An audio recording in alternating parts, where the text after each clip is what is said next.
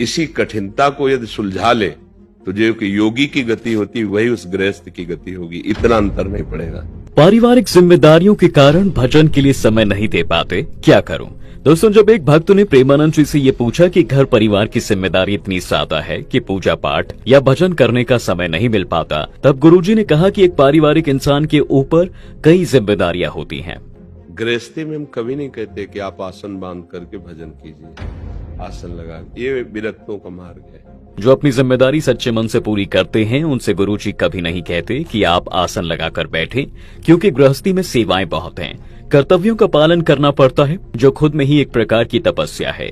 घर की जिम्मेदारियों की चिंता में एक व्यक्ति के दिमाग में बहुत कुछ चलता रहता है और अब उस चिंता में भगवान का नाम लेना बहुत कठिन हो जाता है। लेकिन जो इंसान इस कठिन घड़ी को भी पार कर जाए और भगवान में मन लगा ले, वही असली विजेता कहलाता है। और उसकी और एक वरिष्ठ योगी की स्थिति और साधना में कोई अंतर नहीं होता।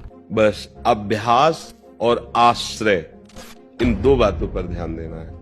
अब इस राह पर चलने के लिए भी अभ्यास और आश्रय, इन दोनों चीजों का खास ध्यान देना है। और आश्रय भी सिर्फ प्रभु का। उन पर भरोसा रखो कि जब तक वो हैं तब तक आपके साथ कुछ बुरा हो ही नहीं सकता। अगर एक गृहस्थ व्यक्ति पूरी निष्ठा के साथ अपने कर्तव्यों का पालन कर रहा है और उसके मन में भगवान के लिए सच्ची श्रद्धा है, तो भगवान का हाथ हमेशा उसके ऊपर ही रहेगा।